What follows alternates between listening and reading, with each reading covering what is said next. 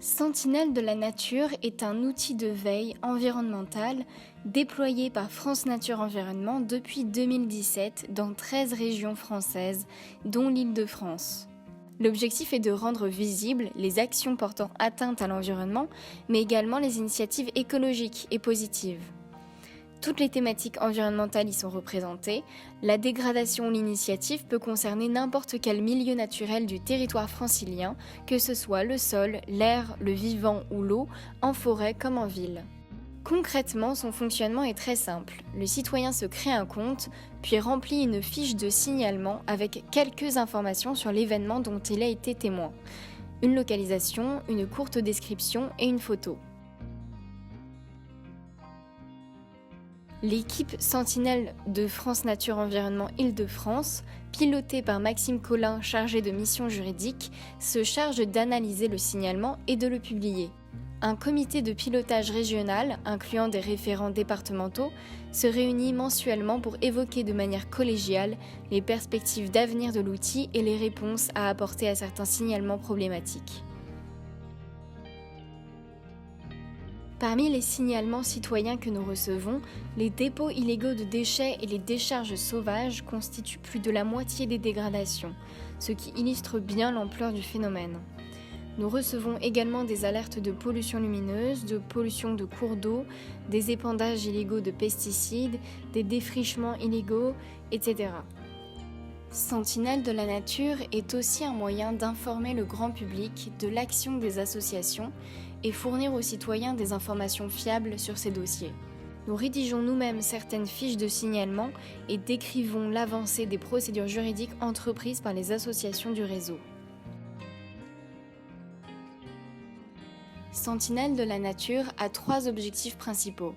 Premièrement, faire de la pédagogie sur certains enjeux environnementaux et informer les citoyens sentinelles de la réglementation en vigueur pour leur donner envie d'agir à leur échelle.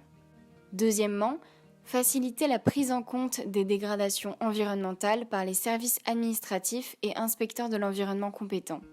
Troisièmement, faciliter la réaction administrative et juridique des sentinelles et des associations sur certains types d'infractions, en préparant des modèles de courrier, mémoires et recours spécifiques à ces enjeux. Les événements découverts grâce à la plateforme nous permettent avec le temps de calibrer notre action et de la systématiser pour réagir vite et faire pression directement sur l'auteur des pratiques, sur l'autorité de police et sur les responsables politiques. Prenons l'exemple de notre action contre les dépôts de déchets sauvages. Bien sûr, déposer ces déchets en dehors des circuits de collecte est illégal. Pourtant, on observe des dépôts sauvages partout en France, en zone urbaine, naturelle et agricole. On distingue 3 types de dépôts de déchets. Le premier est le dépôt contraire au règlement de collecte établi par la commune.